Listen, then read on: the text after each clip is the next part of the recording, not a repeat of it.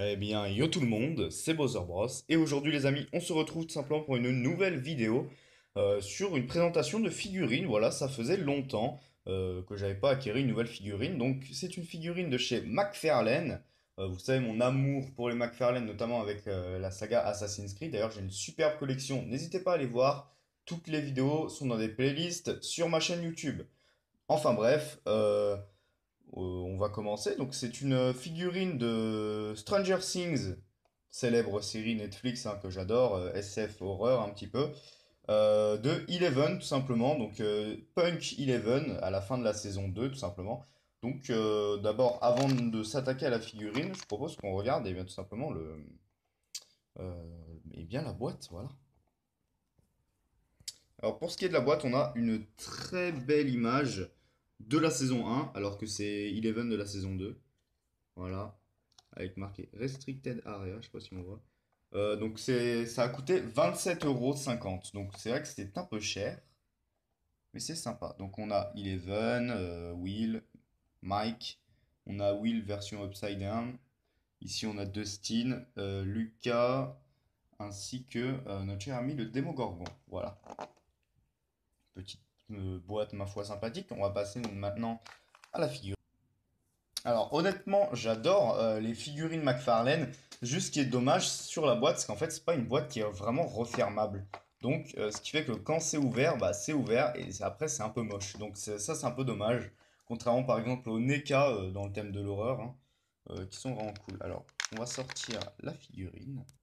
Donc, voici la figurine de 11, très très très ressemblante. Vous voyez, alors vous inquiétez pas, hein, s'il y a des bruits derrière, c'est tout simplement mon chien et mon chat. Rien de bien grave, donc voilà, avec sa punk. Alors, ce que j'aime bien, c'est que tout simplement, dans ce genre de figurine, la peinture alors, est faite main, si je ne dis pas de bêtises, et ça rend en tout cas un aspect visuel assez réaliste. Donc voilà. Alors, avec le nez qui coule, je ne sais pas si vous voyez bien. On ne voit pas très bien, c'est dommage. Mais en tout cas, elle a le nez qui coule. Alors, la figurine est sympa. Il y a pas mal de points d'articulation, donc les épaules qui sont pas non plus articulées à mort, hein. On a les coudes qui sont articulés comme ceci, les poignets, donc on peut changer les mains. D'ailleurs, je vous le montrerai après. On a la tête, est-ce qu'elle est la tête vite fait, ouais. On a les jambes également. Voilà, elle peut nous faire par exemple un petit grand écart, etc. Elle peut également nous faire, voilà, plier le genou comme ceci et tout simplement tordre la cheville. Voilà. Alors honnêtement, hein, la figurine est très bien, assez lourde et tout.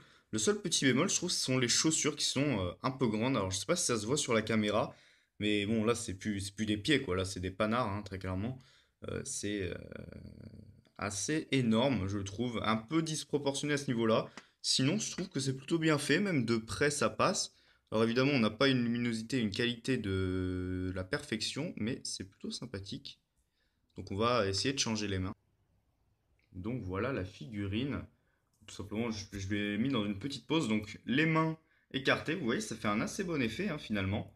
Bon, le terrarium derrière, évidemment, hein. N'hésitez pas à aller voir ma chaîne Reptile d'ailleurs si ça vous intéresse. Beaucoup de pubs dans cette vidéo. Enfin voilà, donc les petits accessoires, donc on a deux paires de mains du coup, on a un socle Stranger Things, donc qui est pas forcément ultra beau et pas forcément nécessaire, étant donné que sur des surfaces comme celle-ci, comme une table, bah ça tient très bien, hein, comme vous pouvez le voir.